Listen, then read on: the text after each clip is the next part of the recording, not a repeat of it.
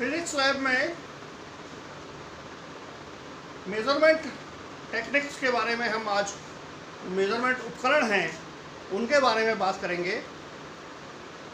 देखिए, आपके पास सबसे पहला मेज़रमेंट उपकरण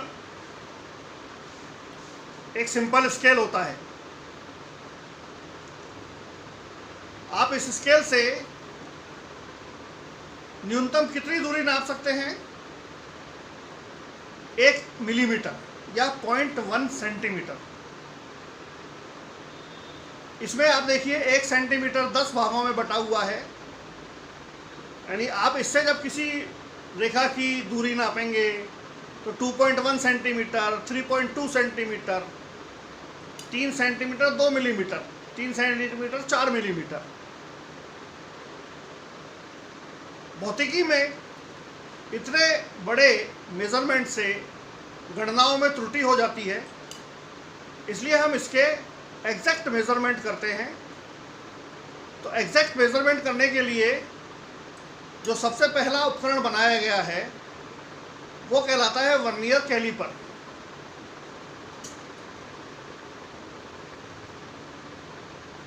ये वर्नियर कैलीपर है। वर्नियर कैलीपर में आप देखिए ये स्केल चलता रहता है इस तरह से। तो किसी भी दूरी को नापने के लिए हम क्या करते हैं, वर्नियर कैलीपर में इसको इस तरह से पकड़ देते हैं।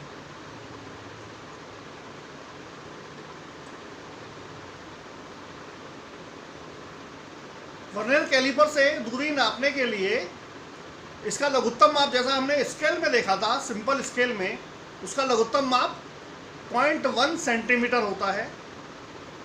वर्नियर स्केल में 2 पैमाने होते हैं। एक मुख्य पैमाना जो यहाँ पर है, जो मूव नहीं करता, और दूसरा वर्नियर पैमाना जो मूव करता है। आप वर्नियर पैमाने को यहाँ देखें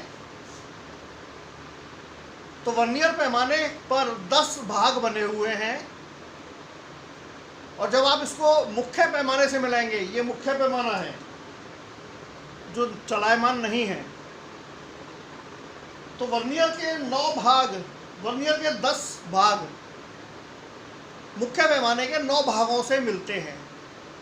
ये वर्नियर का सिद्धांत है कि वर्नियर पैमाने के n भाग मुख्य पैमाने के n-1 भागों से मिलते हैं।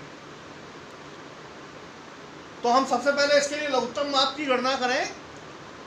तो वर्नियर के लिए लघुत्तम माप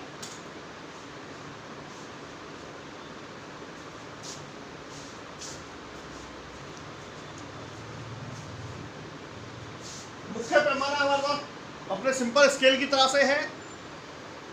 तो मुख्य पैमाने का न्यूनतम मान, न्यूनतम पाठ्यांक 0.1 सेंटीमीटर। वर्नियर पैमाने पर भागों की संख्या 10।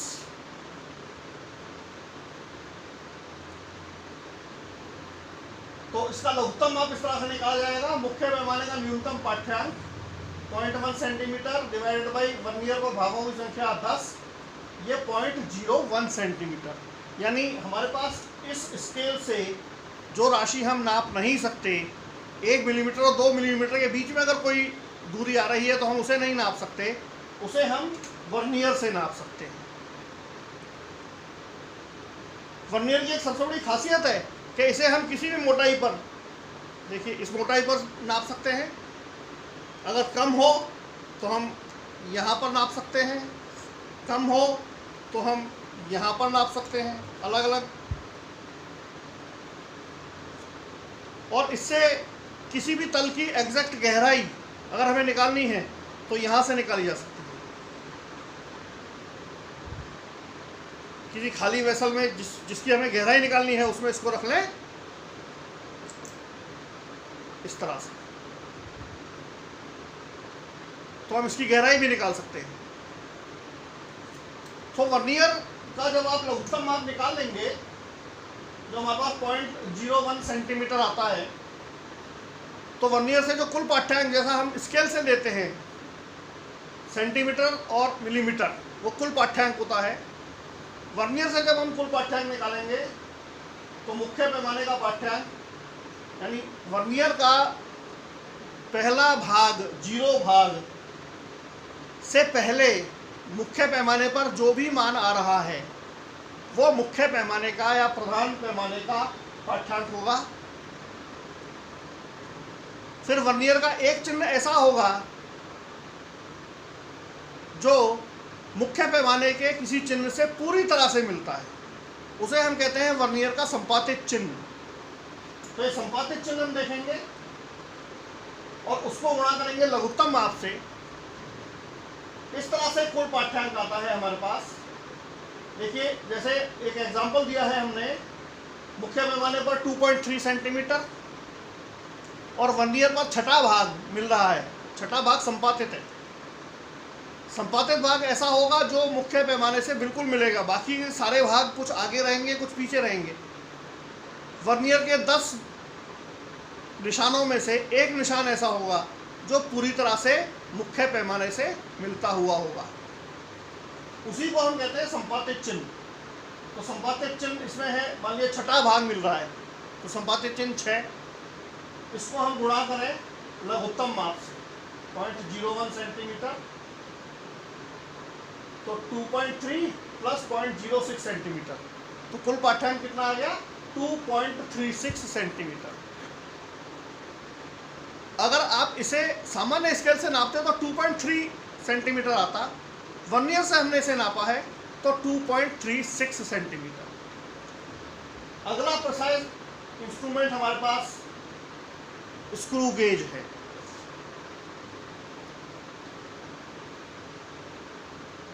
स्क्रू गेज में एक स्क्रू होता है, वर्नियर का ही दूसरा रूप।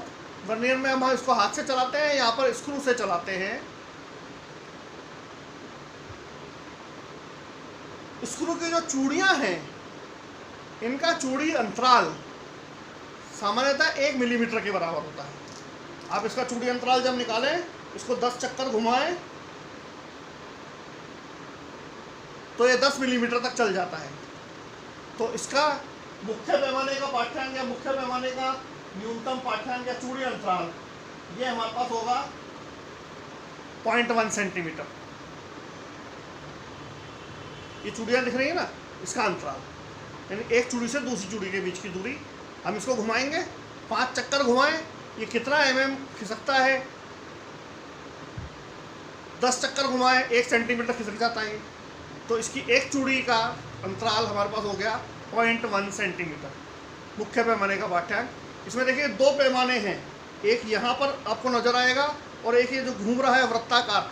इस वृत्ताकार पैमाने पर 100 भाग हैं। तो वृत्ताकार पैमाने का पाठ्यांक निकालने के लिए जिस दूरी को हमें नापना होता है उसे हम यहाँ इस स्क्रू के बीच में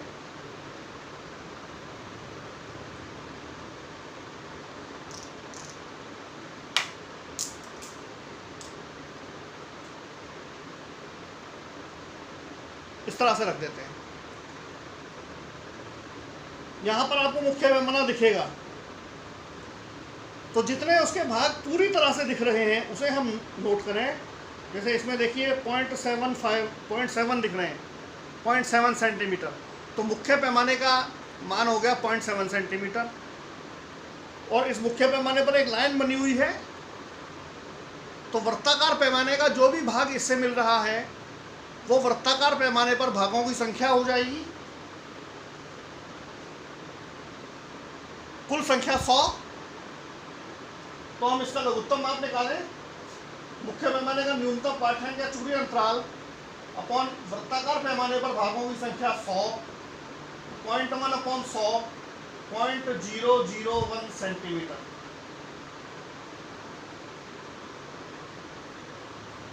यानी वर्नियर से सबसे पहला हमारे पास है स्केल जिसका लघुत्तम माप होता है 0.1 सेंटीमीटर, फिर वर्नियर जिसका लघुत्तम माप है 0.01 सेंटीमीटर, और फिर स्क्रू गेज जिसका लघुत्तम माप है 0.001 सेंटीमीटर।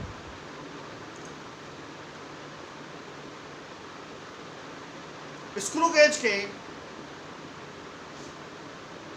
कुल पाठ्यांक निकालने के लिए वही फॉर्मूला, मुख्य पैमाने का पाठ्यांक प्लस वृत्ताकार पैमाने पर भागों की संख्या और स्क्रू गेज का लघुत्तम माप। तो मुख्य पैमाने की जो रेखा यहाँ पर बनी हुई है वो वृत्ताकार पैमाने के जिस भाग से मिल रही है, फिलहाल यह है भाग 18, तो वो भागों की संख्या यहाँ आएगी। इसको लघुत्तम माप से गुणा करेंगे,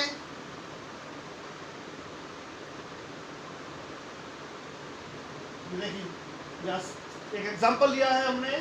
मुख्य पैमाने का पाठ्यांक 0.3 सेंटीमीटर, यानी हमारे को यहाँ पर 3 खाने दिख रहे हैं, अभी इसमें 7 दिख रहे हैं।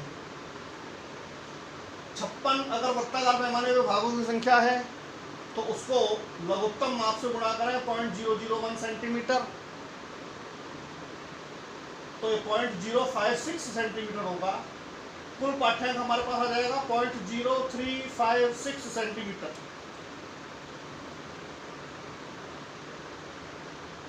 वर्नियर से भी छोटी राशि को जब प्रेक्षित करना होता है तो हम इसे काम में लेते हैं, इसको कहा जाता है स्क्रू गेज। बिल्कुल ऐसा ही एक तीसरा मेजरमेंट का उपकरण है जिसे कहा जाता है स्फेरोमीटर।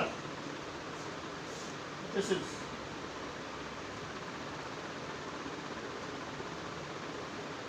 स्फेरोमीटर।